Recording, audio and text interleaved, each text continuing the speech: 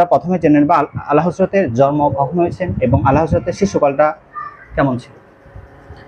নাহমাদুহু ওয়া নুসাল্লি আলা রাসূলিল কারীম।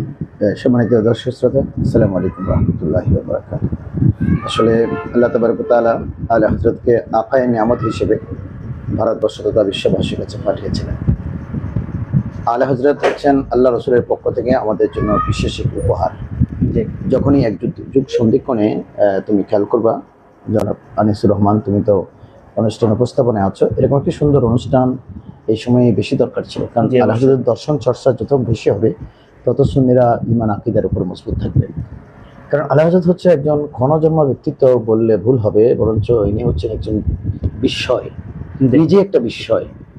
শুধু বিস্ময়কর প্রতিভা না, আলা হযরতের প্রতিটা জীবনের দিক হচ্ছে এক বিস্ময়কর দিক, যেদিকে তাকাই মানুষকে অবাক করে দেবে।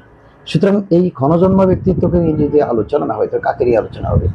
আমরা দেখি যে তিনি দুটো বই লিখেছেন, যেটি কোন দেশে একটা অবদান রেখেছেন ধর্মের জন্য, সংস্কৃতির জন্য, সাহিত্যের জন্য। ওনাকে আমরা হাইলাইটস করি ব্যাপকভাবে, ওনার জীবনী আলোচনা হয়, ওনার নামে ফাউন্ডেশন হয়। কিন্তু আলা হযরতের জীবনী এই বাংলাদেশে খুব বেশি চর্চা হয়নি।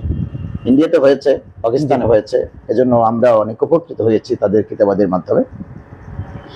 আসলে আলা হযরতকে যখন পাঠিয়েছিলেন তখন ভারতবর্ষের অবস্থা অত্যন্ত করুণ ছিল। একদিকে ব্রিটিশরা ভারতের উপরে তাদের সেই কালো থাবা দিয়ে, শকুনের থাবা দিয়ে আমাদেরকে একটা কলোনি বানিয়ে ফেলেছে। নির্যাতন কাকে বলে, নিপীড়ন কাকে বলে? মানুষকে দিয়ে গরু ছাগলের মতো তারা কাজ করিয়েছে, ট্রেন লাইনে কাজ করিয়েছে। দিন শেষে তারা 2 আনা 1 আনা 2 পয়সা বেতন দিয়েছে, কাজ পারবে না বললে বেদক পিটিয়েছে, এবং দিন ধর্মবদ্ধ কিছুই রাখেনি। সেই অবস্থায় আল্লাহ তাবারক ওয়া তাআলা ভারতবর্ষের মানুষের জন্য এক বিদ্রোহী, যিনি সর্ববাদের বিরুদ্ধে এক বিশাল আঘাত, সে আলা হযরতকে পাঠিয়েছিলেন। তিনি হিজরি সন মোতাবেক সেই 1272 হিজরিতে 10ই শাওয়াল মাসের ঈদের পরে যে মাসটি রমজান শাওয়াল, সেই শাওয়ালের 10 তারিখে 1272 হিজরিতে তিনি জন্মগ্রহণ করেছিলেন। আর ইংরেজি হচ্ছে 1856 খ্রিস্টাব্দে। 1856 খ্রিস্টাব্দে তিনি পৃথিবীতে এসেছিলেন। ইনার আশাটা ছিল অলৌকিক ব্যাপার, যে ইনি যখন পৃথিবীতে এসেছেন তখন ইনার পরিবার এমন একটা পরিবারে আল্লাহ তাবারক ওয়া তাআলা ওনাকে পাঠিয়েছেন, যে যেন পরিবারে তিনাকে পাঠাননি। একজন ব্যবসায়ীর ঘরে, একজন কৃষকের ঘরে, একজন চাকরিজীবীর ঘরে, একজন শিক্ষাবিদের ঘরে আল্লাহ পাঠাতে পারতেন না। পাঠিয়েছেন কিন্তু ইনার দাদা পর্দাদারা একজন জগৎ বিখ্যাত আলিম এবং মুফতি ছিলেন। তিনি আসার পূর্বে ইনার ঘর থেকে একাধারে 90 বছর ওই এলাকা এবং গোটা ভারতীয় এলাকাতে ফিকহ ফতোয়ার নেতৃত্ব দিয়েছেন।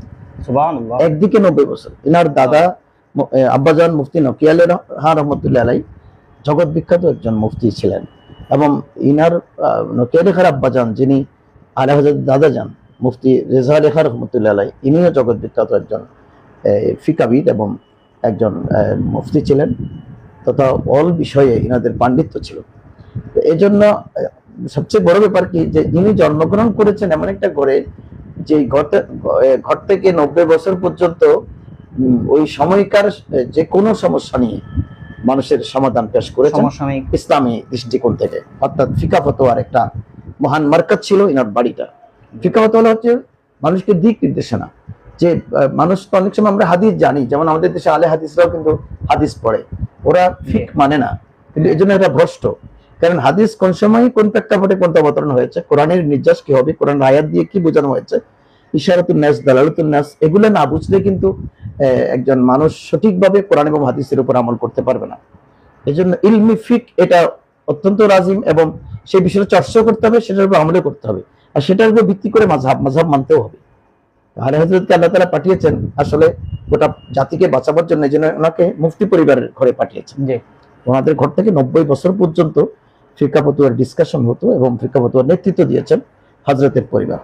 এখন উনি যখন এসেছেন পৃথিবীতে, মুফতি রেজা আলী খান রহমতুল্লাহ প্রথম ওনাকে কোলে নিয়ে দোয়া করলেন যে মেরা পুতি, অর্থাৎ আমার যে নাতি একজন জগৎ বিখ্যাত আলেম হবে, জগৎ বিখ্যাত আলেম হবে। উনি মন্তব্য করেছেন থেকে দাদাজান মানে ভবিষ্যৎবাণী বলে দিতেন যে আলা হযরত কোলে নিয়ে বলেছেন, অনেক নজর করে তাকে দেখে বলেছেন, এই জাত, এই আমার পুতি, আমার বংশের এই আলো একজন জগৎ বিখ্যাত আলেমে দিন হবে। এবং সেই ভবিষ্যৎবাণী অক্ষরে অক্ষরে আলা হযরতের জীবনে কিন্তু বাস্তবায়ন হয়েছে। সবচেয়ে বড় ব্যাপার হচ্ছে, একদিন ইনি বাসমান অবস্থায় ওনার ঘরের বাইরে এই একজন দরবেশ এসেছেন একটু ফকিরি হালতে, জি এসে হাঁট দিলেন, হাঁট দেওয়ার পরে উনি বের হলেন। আল্লাহ হযরত বের হলেন দেখার জন্য কে এসেছেন।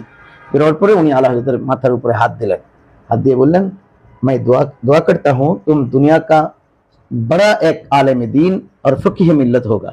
সুবহানাল্লাহ। মানে আল্লাহর পক্ষ থেকে আল্লাহ বলতেছেন, ওনাকে এভাবে দেখার পরে আমি যখন ঘরে ফিরে আসছিলাম, পিছনে ফিরে তাকিয়ে দেখলাম যে উনি আর নাই, উনি ওখানে গায়েব হয়ে গেছে।